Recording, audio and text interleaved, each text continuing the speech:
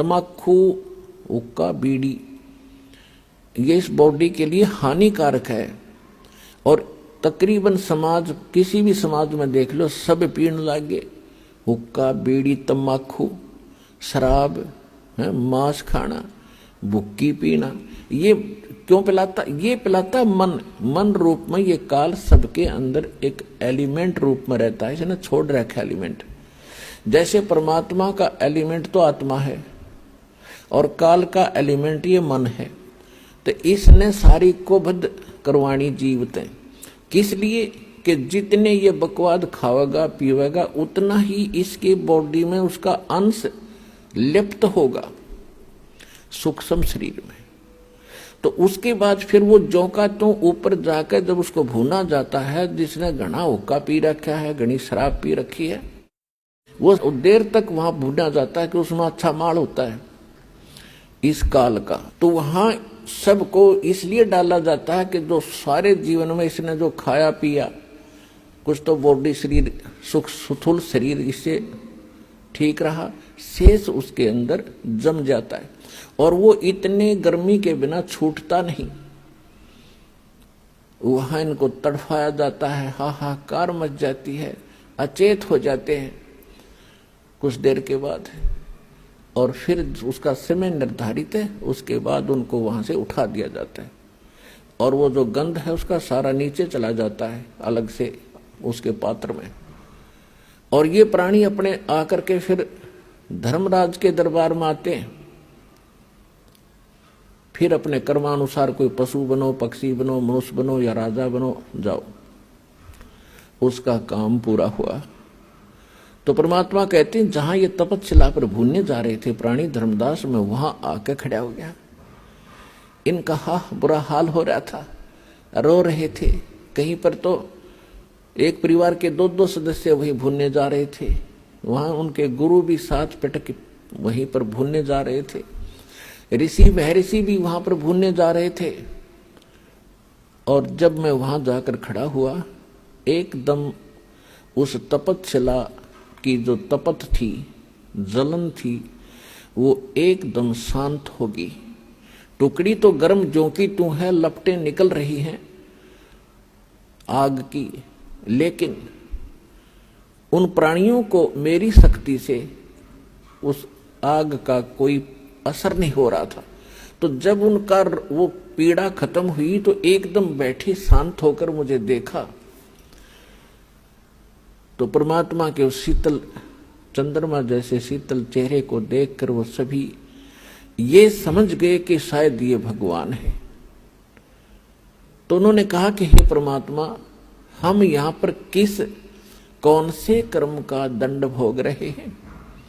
तो परमेश्वर ने कहा कबीर जी ने कि बेटा, ये तुम्हारा इस लोक का दंड नहीं, ये तुमने सतलोक में गलती करी थी।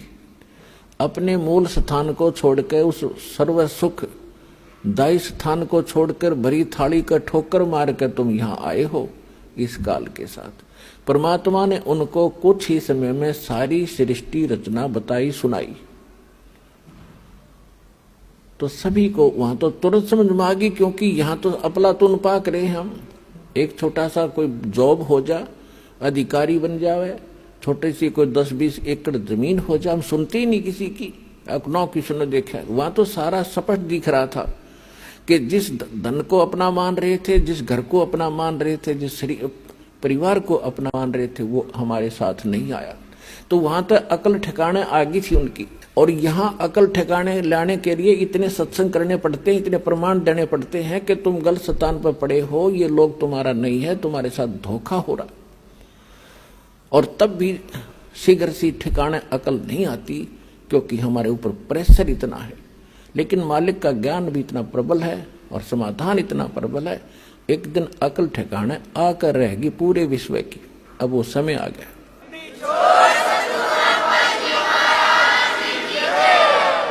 तो सभी ने करबद्ध होकर कहा, परमात्मा हमें छुड़वा लो इस गंदे लोक से। तो परमेश्वर ने कहा कि भी ऐसे नहीं होगा। जिस समय आपको पृथ्वी लोक पर मानव शरीर प्राप्त हो, स्त्री या पुरुष का,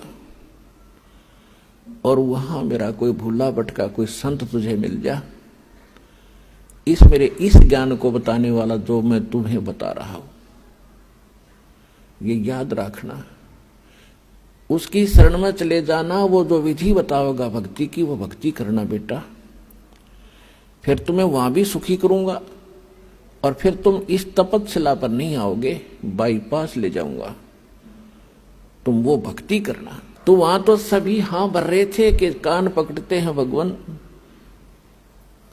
आज के बाद इस काल का नाम नहीं जाप करेंगे, हम इसने याद भी नहीं करेंगे, हम आपकी भक्ति करेंगे। हमने तो भगवान जान के और इस काल की पूजा की दाता। आज अकल खुली हमारी, और अब के मनुष्य जीवन मिलेगा तो हम वही भक्ति करेंगे जिससे आपकी प्राप्ति हो। तो परमात्मा ने कहा भाई ठीक है, याद रखना इस बात को बच्चों, भूलना नहीं। और तुम वहां ऋषि बैठे थे, जो गुरु बैठे थे, वो निराकार बताया करते थे ब्रह्म को। परमात्मा ने कहा कि ए मुनि जी, तुम कैसा मानते थे परमात्मा को? कि जी हमने तो ऐसा ही ज्ञान हुआ है कि वेदों में निराकार बताया गया है। वेद तो पढ़े ली ना, तुम्हें पता वेदों का सट्टे मारे तुमने। वेद तो साकार बताते हैं, तुम्हारा अनुभव निराकार बताता है कि खोजत खोजत थक गए, अंत कहा बेचून। बेचून माने निराकार। तुमने जो जिस विधि से भगवान पाने की चेष्टा की, उससे परमात्मा नहीं मिल सकता, और इसलिए वो गलत प्रयत्न साधना करके तुमने अपना अनुभव गढ़ दिया कि भगवान निराकार, वो दिखता कोई नहीं, प्रकाश दिखता है। परमात्मा का प्रकाश ही देखा जाता है। अरे भले आदमी कोई कहे सूर्य तो निराकार है, सूर्य का प्रकाश देखा जा सकता है, अकल है ठिकाने तुम्हारी। सूर्य बिना फिर प्रकाश किसका? भगवान के बिना प्रकाश किसका देखा?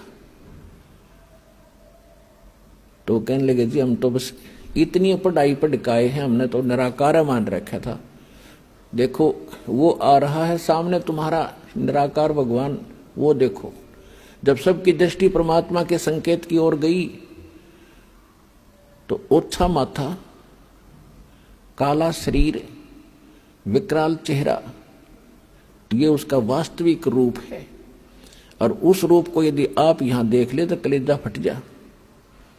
जिसको तुम खोजने के लिए ऋषि महर्षि हजारों वर्ष तक ब्रह्म न पावेंगे, ब्रह्म न पा लो, थारा कलेजा फट जा, उसने देख लो। तो सारी उल्टी साधना की तुमने, सब ज्ञान गलत ज्ञान स्वयं ग्रहण किया और सारी जनता को भ्रमित कर दिया।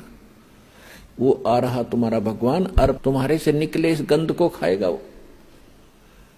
और अब तुम जाओ यहां से। परमात्मा ने अपनी शक्ति से उनको वहां से उड़ा दिया।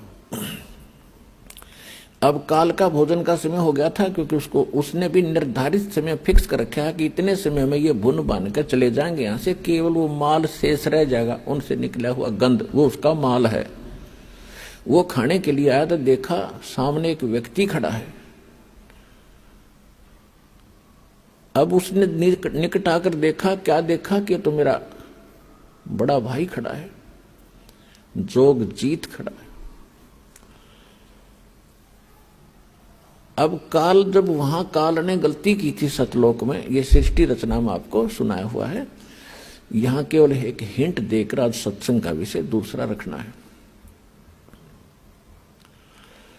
तो वहां सतलोक से जब इसको निकाला था 21 ब्रह्मांड समेत, तो परमात्मा इसी रूप में गए थे, जोगजीत रूप में। तो जब जोगजीत रूप में उसने देखा कि ये परमात्मा के निकट मेरा भाई है, उनके साथ रहता है ज्यादा, और उसका संदेश वही लेकर आता है, कोई आज्ञा क्या है ये पूछता हूं पहले इससे। तो उस ज्योत निरंजन काल ने जोगजीत से कहा कि जोगजीत तू यहां क्यों आया? अब कोई पिता का आदेश है तो मुझे बता, और तूने मुझे वहां से मार कर निकाला था, तू मेरे लोक में क्यों आया? मेरी तू आ कैसे गया? अब मैं तुझे पहले तो आदेश बता दे क्या है परम पिता का, फिर तुझे मैं मारूंगा, कुटूंगा। तब परमात्मा बता रहे हैं धर्मदास जी को, मैंने इससे बताया कि सुन ले आदेश परम पिता का, ये आत्मा परमात्मा की है और ये तेरे साथ आ भी गई थी तो ऐसा जुल्म नहीं करना था तूने। अन्यायी, कोई गधा बना दिया, कोई गधी बना दी, कोई सूर बना दिया, कोई सूरी बना दी, कोई कुत्ते गधे की योनि भोग रहा है, कोई कष्ट से पीड़ित है, किसी को कैंसर है, किसी को टीबी है, किसी का हाहाकार मच रहा है, किसी की टांग कट गई, किसी का हाथ कट गया। ये जुल्म कर रखा तूने। तेरे रहम नाम की चीज नहीं है। परमात्मा दुखी हुए इस बात से, तो वो कहता है कि मैं तो सत का राज करता हूं, जो जैसा कर्म करता है उसका वैसा ही फल देता हूं। भगवान का आदेश है मेरे को कि सत का राज करना, किसी अन्याय ना करना। परमात्मा बोले कि मुझे मालूम है तू जैसा सत का राज करता है। ये मन रूप में तू खुद विद्वान है, सारे उल्टे काम कराता है आत्मा से, और जब आत्मा सजा भोगती है तू भाग जाता है। कबीर साहब कहते मन के मते ना चालिए, मन है पक्का दूत, ले डूबे दरिया में फिर जावे हाथ से छूट। करवा के कुकर्म आत्मा दंड भोग रही है, कोई गलती करवा देता है, इसकी पिटाई हो रही है, मन एक तरफ बैठ जाता, आत्मा रो रही होती है। गधा बनवा के छोड़ देता है उल्टे काम करवा के। अब किसी को कहे भक्ति कर ले, मन नु कहे ना आजा ताश खेल लांगे, छोड़ के तेरा भक्ति में है। कोई कहे भाई भगवान का नाम, चलो सत्संग में ना टाइम नहीं है, और वहां बिछा के गली में बैठ जाएंगे ताश खेलन सारे दिन। इबका मार आन दे, इबका देखूंगा, सारा दिन धक्के खा के बकवास करे।